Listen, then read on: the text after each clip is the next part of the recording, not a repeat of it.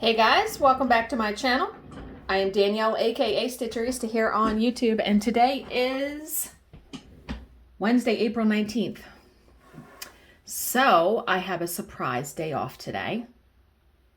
Let's talk about that for a second. So, first off, I haven't diamond painted in a week because of going to the retreat, and so I am very excited to get back to it. And when I found out our job canceled today, an hour before it was to begin, I was like, ooh, I'm going to do a paint with me and read a true crime story and have a nice long chat. And I have missed this because I was on a roll there for a while doing this. So, yeah, so yesterday, we worked yesterday, and I was done work by 4:30. So, you know, normal, okay, time. Now, the way that a job normally goes is during the job, an attorney will ask questions, and they will mark documents called exhibits that they are referencing, like emails, anything. It can be anything. When my boss is in person, she has the physical exhibits and she will scan them and upload them because we have to use them to complete the transcript. When she is remote, meaning the deposition is done by Zoom, which ever since COVID, a bunch of them are still done by Zoom. It's just easier. And we never knew that really until COVID happened, and we had to do them by Zoom for like a good year we did. When she is remote by Zoom, the attorney that is asking the questions provides the exhibits, and what I usually have to do is at the end of it, email the attorney and say, can you please email me the exhibits? Well, I have access to my boss's email because I handle 99% of the administrative tasks for our team. And a lot of that goes by email. So I will check her email usually before I go to bed, just to make sure, because sometimes things cancel, jobs change, stuff comes in, blah, blah, blah. So I check it at 8 o'clock last night, and I see that the company we work for forwarded us an email from the attorney for today's job that said, so-and-so provided exhibits ahead of time. Here's the link. If you can't access them, please contact the attorney. Well, this particular site, this particular law firm, must have very high security on their server, because when I went in to click the link, because I was not included on or my boss was not included on the original invite to the exhibits, she wasn't given like authentication. Like, they want you to have a username, a password, blah, blah, blah. So when I went to go do that, it was giving me an error. So I then email the attorney and say, hey, so-and-so's the court reporter for tomorrow. We're trying to access these exhibits. I'm not able to access them. Can you provide them to me directly or give me a way to download them? Well, that email immediately comes bouncing back as rejected because, like I said, I think the security on their email server, very, very high. So if they haven't emailed you, like they've never emailed my boss, then their email is not going to be, her email is not going to be in their system, and it's going to flag it as spam or deny it. So then I had to email the company we work for and explain the situation and be like, hey, can you guys figure this out? And I was just, in that moment, I was so irritated because I'm like, why is just everything a pain in the ass? So I actually sent my boss a voice message, and I've never sent her a voice message. Usually I'll text her, email her, or call her. Well, it was 8:30 at night, and I will be completely honest, I did not feel like talking on the phone. So I also did not feel like typing all of that I just told you. So I sent her a voice message and explained it. And at the end, I was like, why is everything just always a pain in the ass? So she writes me back and says, well, thank you for caring so much about these little details and doing what you do. You're the best. So her message back to me made me feel a better. And I said, well, it's out of my hands now. And by that time, the firm that we work for had replied back and said, oh, I'm so sorry you're having issues. I will forward your email to the attorney. Hopefully this will get resolved, blah, blah, blah. And then also yesterday, we have a pressure washer. Now, this pressure washer was Bill's parents' pressure washer. I've been with Bill for 14 years, and his mom, his stepfather had already passed away, and his real biological father before I met him, 2 years before I met him. His mom passed away 7 weeks into us dating. So he had her pressure washer. I'm like, well, it's been a workhorse. So he comes in the house and he's like, well, something's wrong with the pump. So we're going through and he's like, I said, well, do you want me to try to look it up? We can just buy the pump. Amazon, eBay, something. Well, I put in the model number, and I mean, in my defense, I don't know what this pump looks like. I'm like, well, does it look like this? And does it look like this? And he got so annoyed with me, and I don't quite know why. He said, Jesus Christ, let me go take a picture of it so you can see it. And I felt like saying, well, why don't you sit here and look it up then, since you know what it looks like? But I didn't say anything. And again, this was choosing the battle. I thought, okay. And Bill is not one, just between you and I, he's just not one to apologize. He doesn't really apologize for stuff. He did not apologize for that, which me, if I would have snapped at him like that, see, I'm always like, I'm sorry, I didn't mean to do that, blah, blah, blah. No, that's not him. So we ordered it. We found it on Amazon. And so, yeah, I get up this morning. Now, the job today was not supposed to start until 11 o'clock my time. So I'm like, ooh, I don't have to like really get up early today. I got up early yesterday because I met my dad for breakfast at 8 o'clock. And then he came over so he could pay his tax bill. I do his taxes, so we had to just submit the returns and all that. And my job started at 10, so I was like busy yesterday morning. So yeah, this morning I get up, I'm doing all my stuff. I'm getting ready. Now, this is like 10. Job is starting at 11. Now, mind you, the attorney was able to get me the exhibits, so that was good. So I woke up in the morning and this morning, and I had the exhibits and got all that. Emailed them to the team, downloaded them so we can reference them during the job.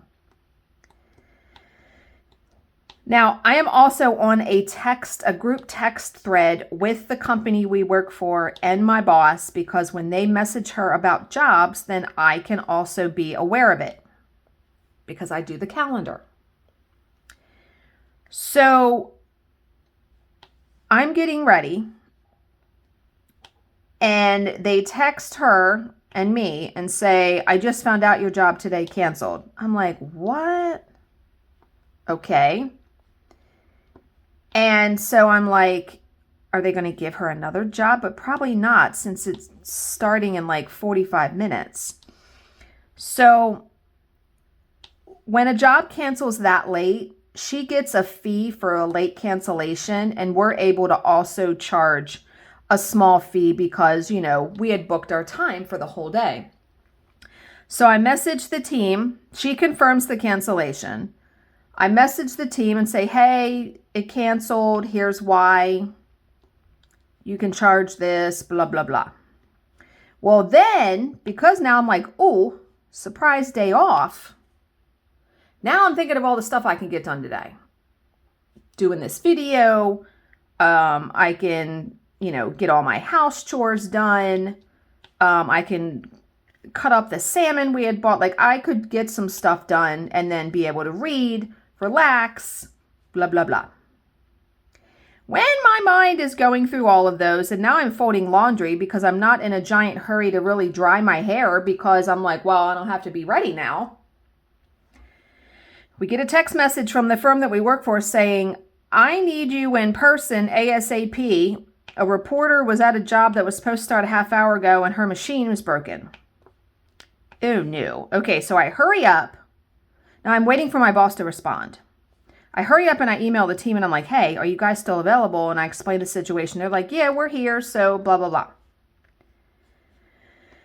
My boss doesn't write back for like 20 minutes. And by this time, the firm we work for has called me and said, hey, can you get a hold of her? And I said, yeah, I'll try to call her. I said, and text her. So I texted her, called her, and she didn't answer. So I wrote them back in the group text and said, hey, I tried to contact her and I got no response. And they're like, this is a desperate situation because, the deposition was supposed to start half hour ago.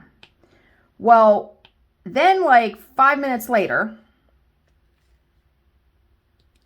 the company we work for writes back and says, oh, the reporter was able to get her machine up and running.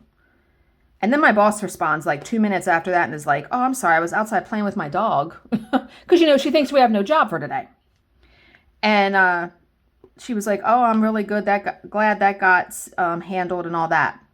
And I thought, good night. And so the firm we work for, they wrote back and was like, that's just a little tidbit of what we deal with every single morning. Like, there's always things happening. I mean, everyone's human. And, you got to go with life. You got to go with the way things are because my job is very unpredictable, as you can see. So it's taken me a lot of years to you got to just go with it. I mean, it's what you sign up for when you do my job. But now I have a surprise day off. And our job for tomorrow confirmed, but it doesn't start until 2 p.m. tomorrow. So Bill is home tomorrow. He's doing a class by Zoom, so he'll be here all day. So we'll be able to stay up tonight a little bit. And then won't have to get up early tomorrow because his class probably starts at 8 o'clock. And then I don't have to do any work till 2. So that'll be a nice little break. So yeah, you got to take it because some days are really long and arduous. Yeah, that's just the way that it is. Okay, so yeah, I got done all my house chores and I was like, ooh, I'm going to do a nice little whip and chat and read a true crime story since I didn't get to this past Sunday. So I did do some stitching last night. I'll show you that tomorrow. Moving right along on that piece. I got another row of the diamonds done and watched more of Good Times. Was very happy about that. Love that show so much. And yeah, it's been a good day so far. We are taking Charlize out driving on Saturday. I have a massage at 9 o'clock, but we're going to take her out driving at noon. So we will do that. And Bill said, when fishing season really starts gearing up, you're probably going to have to be the one to take her, on Sunday. And I said, well, I can take her on Saturdays. It's not a big deal. So there's going to be some Saturdays where I'm going to have to take her myself without Bill. And I'm perfectly fine with that. Like I said, it's not forever. It's only just to help her get to the point where she gets her license. So, but yeah. Okay, so I have been reading a new book. I've read 18 books this year so far. And I'm reading one that's about God. So I'm reading that in bits and pieces. If you follow me on Goodreads, you'll see that it shows I'm reading 3 books. Because I'm also, the true crime book that I'm reading out of, The Cold Cases, that's considered a book I'm reading because I read every story in it. And then the book I'm currently reading, I forget what page I'm on, but it's by Daniel Hurst. And he writes psychological thrillers. And I've read a couple of his books and I really enjoy them. This one is on Kindle Unlimited. So if you have Kindle Unlimited. So here's the premise. Home alone on a Friday night, Catherine is anticipating a peaceful evening. But that all changes when she receives a shocking note through her letterbox. She has like one of those mail slots on her door, where if you put the mail through, it's going to come right in your house. The note tells her that she only has 1 hour left to live. But with no other information, Catherine has no idea who just threatened her or why. But things quickly go from bad to worse when she suspects her tormentor is already in her home, and suddenly her fight for survival begins. Forced to reflect on her life choices and with a sizable list of enemies to choose from, Catherine may have met her match. Who wants to kill her? Why are they doing this to her? Is this really her last hour? It's so good. I am like on page 70, I want to say. It's so good. And I'm really curious as to who is doing it and why. Yeah, I like books like that. Jill and I, we were just talking about, like, Jill started reading some book and I don't think she got through it because she's like, I don't like literature. She said, I read books for entertainment, not to be thinking and pondering. Now, I like the domestic suspense books that make me think about if I was in the same situation, what would I do? I like that kind of thing. Like all the Frida McFadden books I've read, which are fantastic. And yeah. Did I tell you guys? I don't know if you follow Riley Sager on Instagram. His book that he wrote last year, House Across the Lake, is being turned into a movie on Netflix. Oh, cannot wait. However, they have the potential to really mess it up. I just hope they don't. It must be so exciting, though, as a book author, to have your book turned into a movie. Like, are you freaking kidding me right now? That would be fairly amazing, I would guess. Yeah. Okay, so that's the book I'm reading. So I had a question from somebody, and this was on a really old video. I mean, people still watch like all my older videos, which is great. I appreciate so much all of my subscribers and viewers and commenters, truly. I also am very grateful today for all of the friendships I have made in having this channel, going to the retreats. I mean, that group of women that I go to the retreat with a couple times a year, what an amazing, strong group of women, and just funny and just such good people. So I was talking to a friend last night by text about weight loss, because they were like, I gotta lose weight, blah, blah, blah, blah, blah. And they showed me a picture of when they were really young. And this picture was like 40 years old. And in my opinion, this person looks fantastic now, truly. And what's funny is I had just read something by Donna Ashworth, who is a poet that I absolutely love, that writes just some of the most amazing things about women, about life. I had just read this passage and I had shared it on my Instagram page, and I went to Instagram and I sent this to her. So I wanted to read it to you guys because, you know, I feel like we spend, especially as women, spend so much time focused on our appearance, our weight, and think of all that time and energy. Like when I think about my whole adult life struggling, doing MetaFast just to gain it all back, doing all this crazy stuff, always being concerned about it, think of all that time and energy I wasted. Not that we shouldn't care about our health, but our bodies, in my opinion, really, really smart. I just think we don't listen to them half the time. So this is from Donna Ashworth, and it's called Change the Way You See. I don't have crow's feet.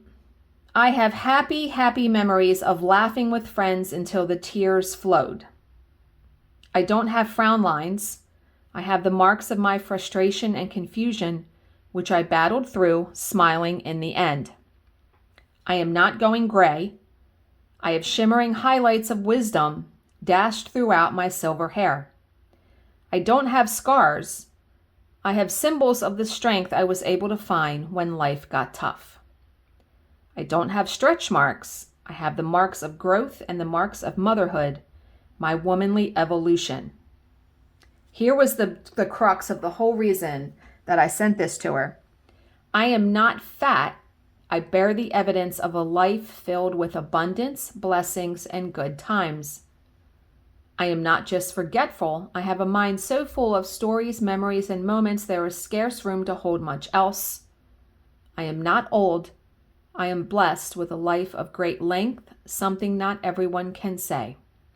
Don't change the way you look, my friend. Change the way you see. Change the way you see.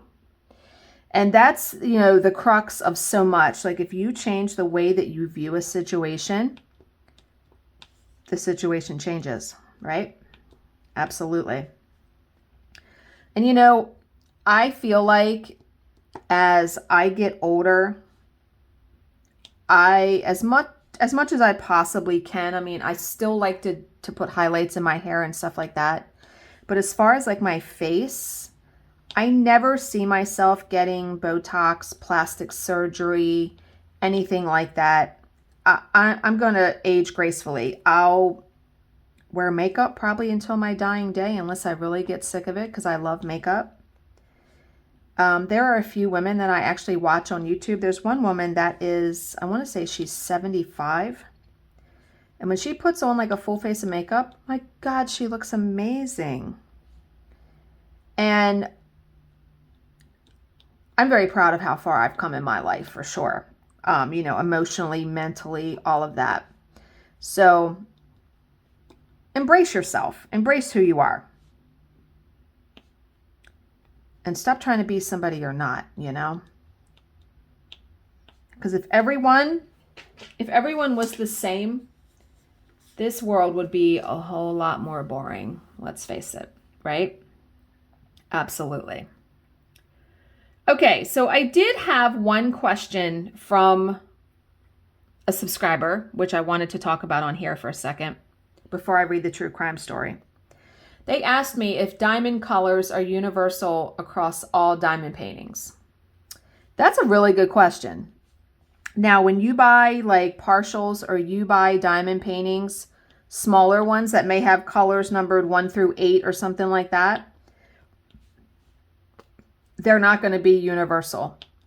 However, if you buy diamond paintings from Dreamer Designs, Diamond Art Club, or Aloha, any company that like really licenses artwork, and if they use the DMC codes, that's what becomes universal. Like in DMC, black is the number 310. If you have a company that uses those DMC codes for the colors, yes, they are going to be universal. But I feel like if you're trying to use diamonds from one company to another company, you just need to be really careful that it's the same shade, because I feel like sometimes there are differences in like greens and blues and things like that. So you just have to be really careful. But you can trust that if you have one painting from Diamond Art Club, because there have been times where I ran out of diamonds on Snow Queen. I just needed like a couple more blue ones, and I didn't want to contact Diamond Art Club and I went into another kit and found a bag, and that's because it was a Diamond Art Club kit, if that makes sense. Do you know what I mean? But yeah, you just have to just err on the side of caution. But, you know, buying from companies like, you know, any company on AliExpress or like Temu or something like that, no, I wouldn't trust it. Just my opinion. We are almost on the black. That's exciting. Okay, let me finish these couple of black. And then I'm going to grab, probably, I'll start doing some of the gray colors. And we're going to read True Crime Story. I just realized that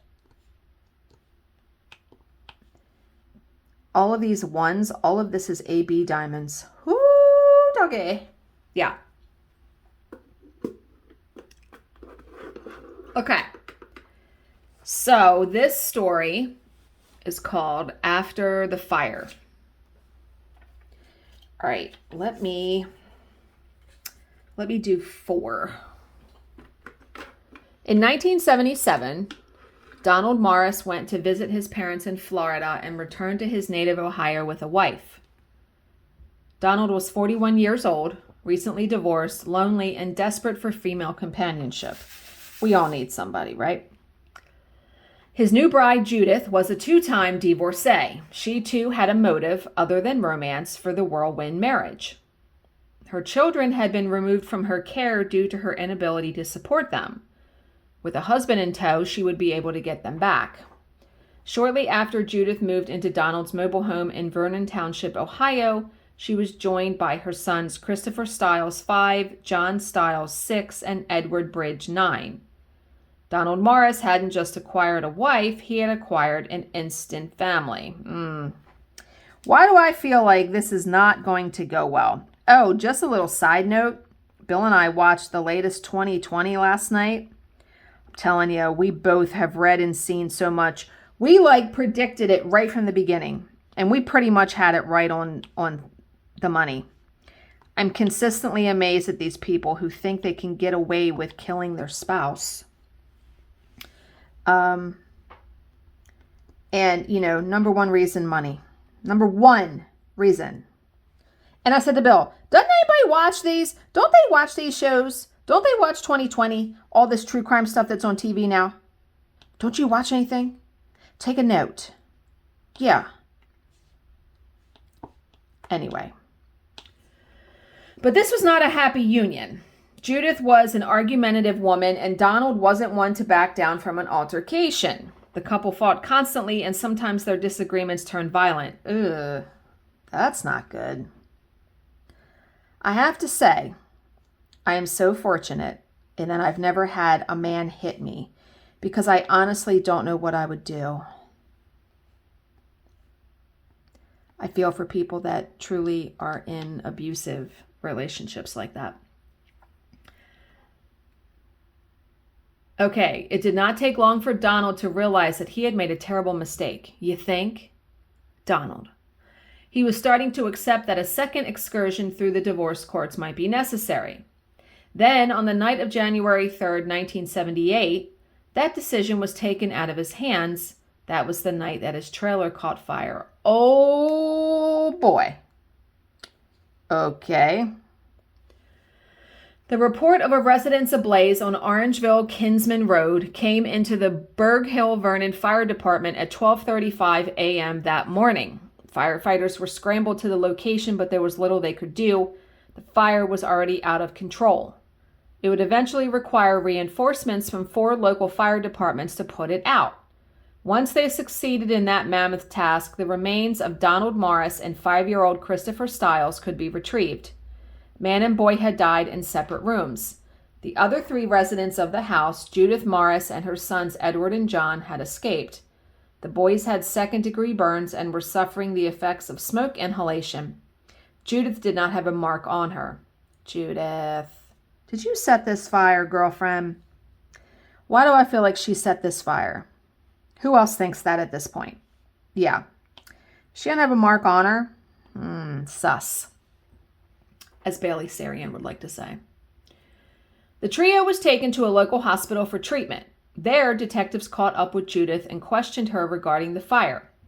According to Judith, she had awoken to the smell of something burning and noticed smoke seeping under her bedroom door. She woke her husband and they exited into the hall. There they encountered a wall of flame blocking their way out through the living room. Turning right, they moved towards the rear of the house and exited through the back door. Donald then threw her outside and went back in, presumably to save the children. In the next moment, her son John came flying into her arms. Judith then ran next door to wake Donald's nephew, Gary. The smoke was now so thick that Gary had to crawl on all fours into the interior. Coughing and hacking, he dragged 9-year-old Edward Bridge to safety. He then tried to go back in, but the fire was so intense that he was driven back. Donald Morris and Christopher Stiles, still trapped inside, never stood a chance. Why do I feel like that story is not true at all? That she drugged Donald and somehow he couldn't get out. If that's the case, I try to predict this stuff all the time. We're going to see. Not everyone in the Trumbull County Sheriff's Department was satisfied with this explanation. For starters, there was Judith's suggestion that the blaze had been caused by an exploding furnace. If that was the case, why hadn't everyone in the household been awakened? Yeah, if something is exploding, yeah. And why had none of the neighbors heard anything? Indeed, there was evidence that the fire had started in several different places throughout the home rather than in a single location. What? Okay, first of all, when there's a fire, they have fire experts that come in and can determine the cause of the fire. You ever see the movie Backdraft with Kurt Russell? Really good movie. There are people that are trained to know how to detect how fires start. How did Judith think she was going to get away with this? We know she did it. We know she did it. Then there was Judith's attire. According to her, she had been asleep in bed when the fire started. Why then was she fully dressed when the first responders arrived? Judith, you dum-dum. Judith's demeanor was also questioned. Again, I've always told everybody, if you are going to commit a crime, you better have plan A, B, C, D, E, F, motherfucking F, G, H, I, K. Right? Judith's demeanor was also questioned. Paramedics reported that she had been laughing in the ambulance on the way to the hospital. Was that really the behavior of a woman who had just lost her husband and youngest son to a tragedy? Now, in Judith's defense on that moment, you cannot predict, and one of my hairs is on the canvas, you cannot predict how someone is going to react with something like that. Judith could be in shock. People process everything differently. I remember when I was a kid in middle school, we had a deaf boy that lived on our main street. He got hit by a car.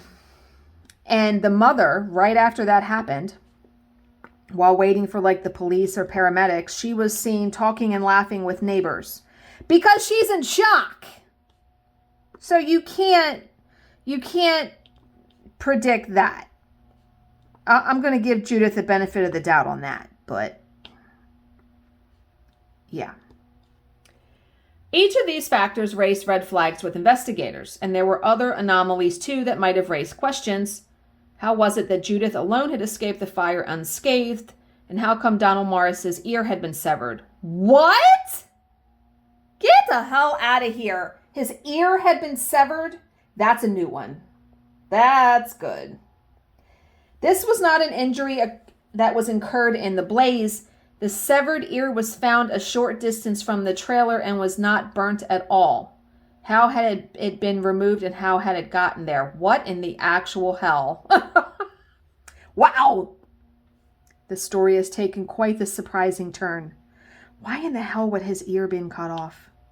We're going to find this out, I'm guessing, but what? Still, even with these unanswered questions, there were only two opinions that counted. The The coroner ruled the deaths accidental, and the fire chief concluded that the blaze was the result of a furnace explosion. So Judith is getting away with it. The investigation was closed. Judith Morris could lay her husband and son to rest. By the end of that year, she had moved on with her life and remarried. Good God, she didn't waste any time. Dan D'Annunzio had been a sheriff's deputy at the time of the fatal fire and had worked on the case as an investigator. He had been one of those who had most loudly voiced his opinion that there was more to the case than Judith Morris was telling. Yeah, no duh, right? No shit. Perhaps that was behind his reassignment to traffic duty shortly after the tragedy, perhaps not. He probably wasn't shutting up about it, saying, dude, she did it. Why are we letting her get away with this? Blah, blah, blah, blah, blah. And they probably had so many other cases that they didn't want to hear it. I have said blah, blah, blah, blah, blah today so many times that you guys could have played a drinking game to that. But anyway. In any event, D'Annunzio never forgot about the case. In 1993, having attained the rank of lieutenant, he decided to reopen it. Let's go. D'Annunzio's first step was to track down the survivors of the fire. Now, this is 15 years later. That was in 1977, and this is 1993. So 16 years later. His initial efforts focused on Edward Bridge, the oldest of Judith's sons. Finding Bridge was easy. He was currently incarcerated in Pennsylvania, where he was serving a jail term for rape. Fantastic. That's great. And we are done with the 4 symbol. Now we're going to go on to number 5. Love my credenza. Love it so much. Okay. But Bridge was less than receptive to D'Annunzio's overtures. In fact, he was downright hostile. He demanded, why do you want to bring all this up now? Why after all these years? And it would take all of D'Annunzio's powers of persuasion to get him to eventually open up. Yeah, because, he's an adult by now. But open up he did, and what he had to say was explosive. Oh, boy. According to Bridge, his mother and stepfather had been arguing that day, with Donald accusing his wife of cheating on him. That night, as they continued sniping at each other, Judith put her sons to bed after forcing them to each swallow 4 teaspoons of cough syrup. Get out of here! What did I tell you? What did I friggin' tell you? This, according to a medical expert who testified at the trial, would have been enough to induce sleep in the youngsters. Certainly it had knocked out Edward Bridge. But Edward had woken a few hours later, needing to go to the bathroom. Leaving his room, he had heard raised voices, his mother and stepfather still going at it. Peering into their bedroom as he passed, he had seen Donald slap his mother. Oh, boy. Ooh, there's some 5s up there. I almost missed that. So, Donald has now slapped Judith. Then his mom picked something up and struck Donald on the head, knocking him to the floor. As he lay there, Judith left the room and ran down the passage to the kitchen. When she returned, she was holding a knife. Edward saw her re-enter the room, watched as she plunged the blade 4 or 5 times into Donald's back. What? A short while later, Bridge claimed he saw his mother pouring something into the furnace. Oh, my good night. So I'm guessing that the story of Donald coming in and out is a lie, because if he was stabbed 4 or 5 times, he was near death or dying. Why did they not discover that in the coroner's report? Wouldn't you have been able to see? I don't know. I guess if you're burned badly enough, you wouldn't be able to see stab wounds. Jesus. The story was patchy in places and seemed somewhat contrived, given that it was told by a convicted rapist who had been just 9 years old at the time, and by his own admission doped with cough syrup. It was far from enough, though, to bring murder charges. But it was enough to obtain an exhumation order on the bodies of Donald Morris and Christopher Stiles. Those bodies had now been 15 years in the ground and were badly decomposed. Still, the telltale signs were there for the pathologist to find. 4 of Donald's ribs were sliced through and 1 of his vertebrae had been nicked. These were injuries consistent with a knife being plunged with considerable force into his back. There was also evidence that he had bled profusely before he died. Why did they not discover that when they did the initial investigation, right? Why would you not have discovered that? Were autopsies not that in 1977, not that thorough? I mean, I don't know. I mean, I guess when you say your husband did this, did that, and they weren't looking for, I don't know. With the forensics in hand, plus Edward Bridges' testimony to back it up, prosecutors sought and obtained a grand jury indictment against Judith Morris. Now going by her married name Del Gross and living in Sharon, Ohio, Judith was arrested at her workplace on March 22, 1993. She was charged with the murders of her former husband and 5-year-old son. Let me tell you, Judith probably thought she got away with it. Because all these cold cases that are 20, 30, 40 years old, first of all, there's never a statute of limitations on murder. You commit a murder, you can be arrested at any time. So keep that in mind before you do something. But, yeah, Judith probably thought she got away with it 15 years later, right? Yeah. The trial would pit brother against brother as Edward Bridge testified for the prosecution and John Stiles spoke in his mother's defense, insisting that she was incapable of murder and had saved his life on that fateful night. The proceedings then took a bizarre turn when the prosecutor suggested that Judith Del Gross was a practicing witch and that witchcraft might have been a motive for the murders. Donald Morris's severed ear was cited as evidence of this, but it is doubtful that the jury took these insinuations seriously. Well, how is that an excuse then? If she was a witch, how's that a defense? Oh, the prosecutor suggested it. Yeah, what the... Okay. The murders had a far more practical explanation. Judith had decided to get rid of a troublesome husband and of parental responsibilities at the same time. But for her son's late-night bathroom break and the brave efforts of Gary Morris, she might well have succeeded. In the end, it all came down to the evidence. Donald Morris had undoubtedly been stabbed to death, and there was only one person who could have inflicted those injuries. That made Judith's story of the fire a fabrication. And why would she have told the lie other than to cover up her role in starting the blaze? Of course. Judith Del Gross was ultimately convicted of 2 counts of murder and sentenced to life in prison. Parole was not ruled out, and Del Gross is now eligible. She was turned down at her first hearing in 2013. Now in her early 70s, she remains an inmate at the Ohio Reformatory for Women. And the thing is, I always say, because I say this about Betty Broderick, you're in your 70s or late 70s or early 80s and getting out of prison. What kind of life are you coming back to? I mean, for Betty Broderick, she's been in prison for 40 years now. So the world is a very different place. You haven't worked for 40 years. You don't have a house. Nothing. You have nothing. So... she has children, so she would probably be able to go stay with them, but it's like, I don't think she's ever going to get out of prison at this point. She is the only, we were just talking about this at the retreat, about true crime and stuff like that. And I'm on page 74 of the book, of the other book, her last hour. Betty Broderick is the only one, truthfully, that I get it. I understand the temporary insanity, why she did what she did. She cracked. I get it.